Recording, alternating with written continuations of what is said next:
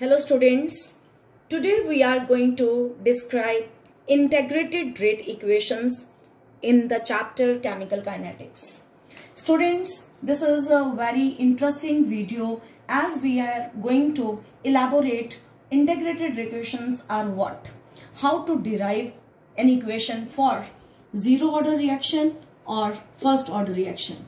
तो आज हम ये सीखने जा रहे हैं कि हमने जीरो ऑर्डर और फर्स्ट ऑर्डर के लिए ये रेट इंटीग्रेटेड रेट इक्वेशंस कैसे निकालनी है, फिर हम उनको फॉर्मुलेट करके न्यूमेरिकल्स निकालेंगे. जीरो ऑर्डर के न्यूमेरिकल्स तो सिलेबस में है नहीं है, सिर्फ फर्स्ट ऑर्डर के numericals are the part of the syllabus, लेकिन जीरो ऑर्डर का डेरिवेशन सिलेबस का पार्ट है. First of all integrated rate equations होती क्या हैं, जैसे कि जनरल इक्वेशन हमने पहले भी बात की थी. अपने लास्ट वीडियो के अंदर हमने इस तरह से एक जनरल इक्वेशन लिखा और कहा जाए कि इस इक्वेशन के लिए रेट लिखिए तो rate will be equal to minus d of reactants. यहाँ पर रिएक्टेंट्स कौन से हैं, ए और बी. तो हमारे पास क्या रेट लॉ एक्सप्रेशन क्या बन गया, ए की पावर अल्फा और बी की power beta. This is rate law expression. हमने इसको और इसको इक्वल किया. Mathematically this D stands for differentiation. तो मैथ्स का कॉन्सेप्ट है डिफरेंशिएशन और हम इसे सिर्फ रेट ऑफ चेंज नहीं बोलते, इसको डिफरेंशिएशन भी बोलते हैं. और इसीलिए इस पूरी इक्वेशन का नाम होता है यहां से लेके बिल्कुल एंड तक, that is differential rate equation. और इस डिफरेंशियल रेट इक्वेशन को सॉल्व करना इट इज डिफिकल्ट टास्क. तो इसको ये बिल्कुल कन्वीनियंट नहीं है to determine the rate law. इसलिए ना तो रेट लॉ इजीली निकलेगा, रेट लॉ भी नहीं इजीली निकल सकता, इससे टफ है. निकल तो सकता है लेकिन टफ है. और ऑर्डर भी निकालना बहुत मुश्किल है. तो हम यहां पर जब डी का मतलब वैसे भी आपने क्या पढ़ा था, वेरी स्मॉल. तो इंस्टेंटेनियस रेट को डिटरमिन हमें करना पड़ता है स्लोप ऑफ द टेंजेंट वगैरह से.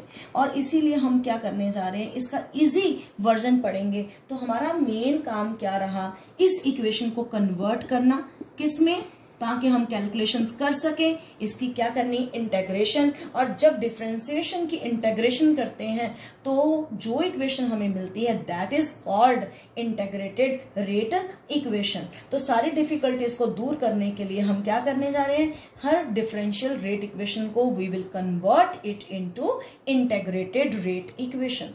तो first of all I will talk about derivation of integrated rate equation for zero order. तो लेट्स स्टार्ट विद इट. तो let's take general example, A से प्रोडक्ट्स बने हैं और अगर हमने ये जीरो ऑर्डर के लिए निकालना है तो हम यहाँ सपोज करके चल रहे हैं कि ऑर्डर जीरो है. तो इसे हम रेट लॉ एक्सप्रेशन पहले तो कैसे लिखेंगे, जो डिफरेंशियल रेट इक्वेशन है, क्योंकि डिफरेंशियल को ही इंटीग्रेशन में कन्वर्ट करके यूज करना है. तो माइनस डी ऑफ ए, यहाँ रिएक्टेंट ए है, इक्वल टू के इंटू रिएक्टेंट क्या ए, और इसकी पावर यहाँ पर क्या लिखे, जीरो. क्यों जीरो लिखे, क्योंकि हम सपोज क्या कर रहे हैं कि ऑर्डर ऑफ रिएक्शन क्या है, जीरो है. और फिर यहाँ पे स्टूडेंट्स a की पावर जीरो, किसी की भी पावर जीरो 1 के इक्वल होता है, तो यहाँ पे सिर्फ क्या आ गया k. तो ना यहाँ पे हम अगर k dt उधर ले जाएं तो क्या बन गया, dA equal to minus k dt. ये माइनस उधर गया, माइनस आ गया, k ये वाला और dt साथ में मल्टीप्लाई हो गया, तो बना dA equal to minus k dt. अब हम इस d को डिफरेंशिएशन को सॉल्व करने के लिए क्या करने जा रहे हैं, दोनों तरफ इंटीग्रेशन करने जा रहे हैं. तो इंटीग्रेटिंग बोथ साइड्स. जब इंटीग्रेशन करेंगे तो ये इंटीग्रेशन का sign minus k dt, limits 0 to t गई और इधर d और इंटीग्रेशन कट गए, तो सिर्फ क्या बचा, a equal to minus k constant है, बाहर आ गया, और अंदर क्या आ गया, t minus 0, upper limit minus lower limit kt, और प्लस जब भी इंटीग्रेशन करते हैं तो साथ में क्या आता है, i. What is i, constant of integration. तो ये i यहाँ पर क्या है, कांस्टेंट ऑफ इंटीग्रेशन ना. अगर हमने रिएक्शन अभी स्टार्ट ही किया हो, हमने डेरिवेशन करनी है तो बीच में कुछ लेंगे अपने आप भी. तो at t is equal to 0, अभी रिएक्शन स्टार्ट ही किया जब टाइम 0 था. अगर टाइम 0 था तो फिर फाइनल कॉन्सेंट्रेशन, ये क्या है, फाइनल कॉन्सेंट्रेशन, और ये क्या है, इनिशियल कॉन्सेंट्रेशन. तो फाइनल और इनिशियल में तो कोई डिफरेंस होगा ही नहीं, यानी कि फाइनल और इनिशियल इक्वल होंगे. अब इन दोनों बातों को हमने अपनी इस इक्वेशन को नंबर 1 इक्वेशन दे दीजिए। इक्वेशन 1 में पुट करने जा रहे हैं, तो इक्वेशन 1 हमारी क्या बन गई, ए की जगह पर क्या लिख दें, ए नॉट इक्वल टू टी की वैल्यू कितनी फिल करनी है, 0। तो ये वाला पार्ट क्या हो गया, 0। ये सिर्फ क्या आ गया, आई। तो यहां से हमने क्या निकाल दी, वैल्यू ऑफ आई। अब इस आई की वैल्यू को इक्वेशन 1 में पुट करने जा रहे हैं। Putting value of I in equation 1। तो 1 में यहां पर a है ऑलरेडी, इधर माइनस के टी है यहां पे, और i की जगह पर क्या लिख देना है, a नॉट। हमने यहां तक लिख लिया। अब हमने क्या करना है, के टी माइनस का है, इधर ले आते हैं तो प्लस का हो गया, और a को उधर ले जाते हैं तो a नॉट माइनस a। अब t को भी उधर ले जाते हैं तो क्या बन गया, 1/t a not minus a। ये जो इक्वेशन रिजल्ट आया, this is called integrated rate equation for zero order reaction. I hope so ये सबको क्लियर हो गया होगा। अब इस इक्वेशन से हम कुछ रिजल्ट्स डिस्कस करेंगे with the help of graphs. तो लेट्स स्टार्ट विद इट। तो स्टूडेंट्स, कोई भी रिएक्शन जीरो ऑर्डर का तब होगा जब वो ये वाली इक्वेशन सेटिस्फाई कर रहा हो। तो इस इक्वेशन के अकॉर्डिंग मैं आपको ग्राफ बना के देने जा रही हूँ। आपने इसी इक्वेशन पे अपना ध्यान रखना है। और मैथ्स में एक इक्वेशन ऑफ स्टेट होती है y equal to mx plus c, जिसमें जब भी x और y में ग्राफ बनता है तो m जो होता है वो क्या होता है, स्लोप, और c जो होता है दैट इज इंटरसेप्ट। और उसी की हेल्प से मैं अपनी इक्वेशन को इसके साथ कंपेयर करूंगी।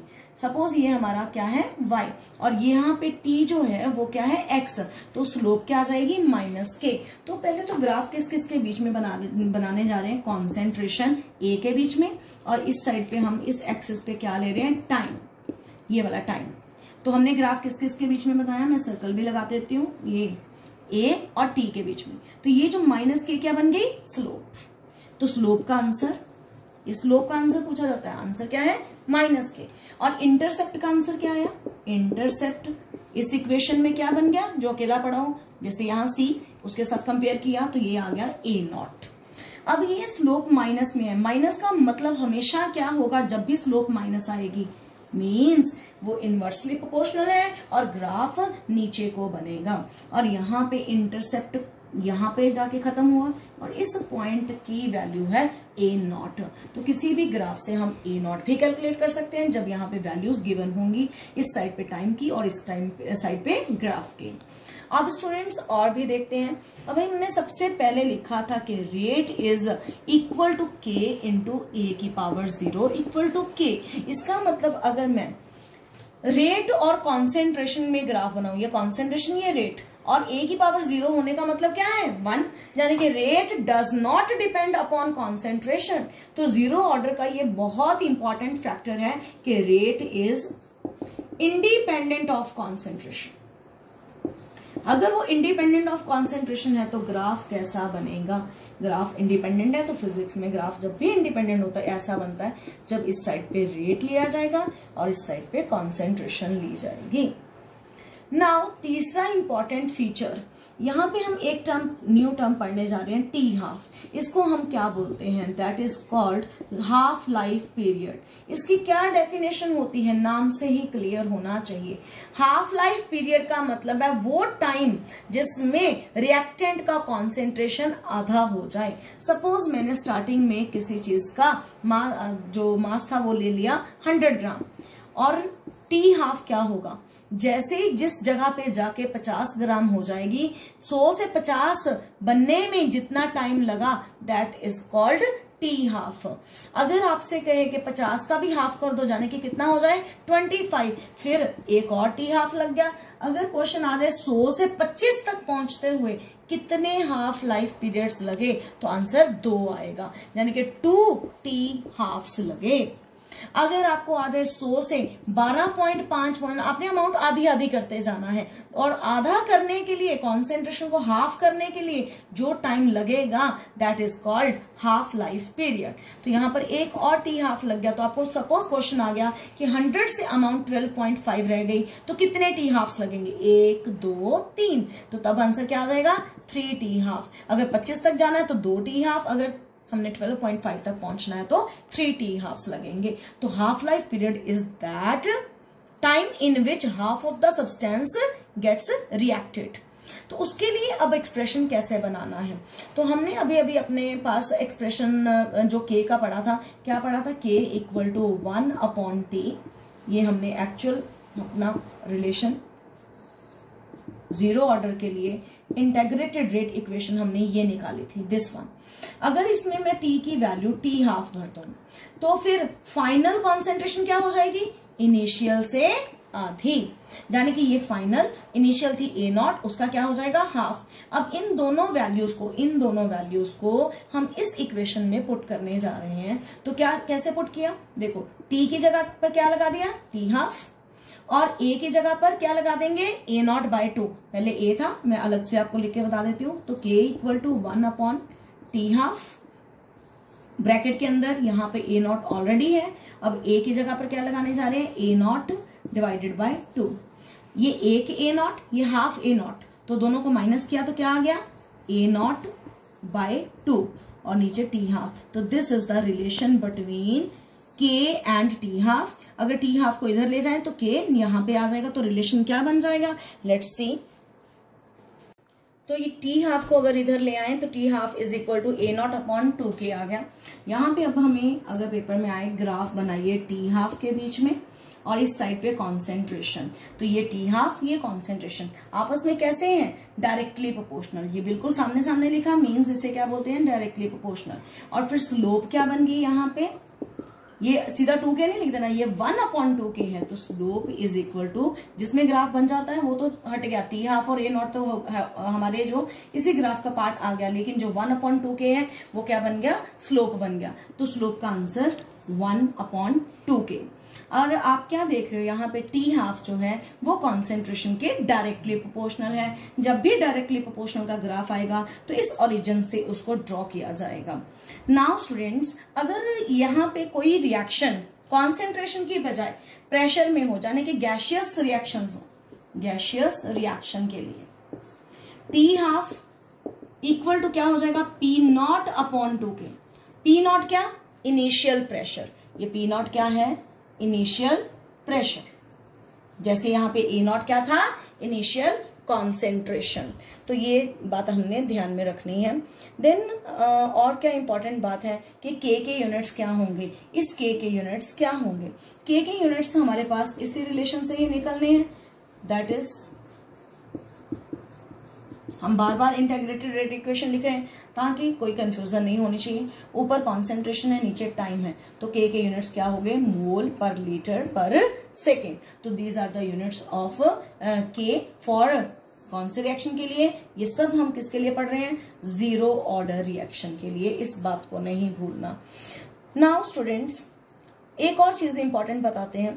अगर हमारे पास कोई जीरो ऑर्डर रिएक्शन है और कहा जाए रिएक्शन 3/4 हो गया, देखो रिएक्शन, ये पूरा रिएक्शन है, ये पूरा रिएक्शन, यहां पे रिएक्शन हाफ हुआ, यहां पे रिएक्शन कितना हुआ 1/, ये हाफ है, ये 1/4 और ये 3/4।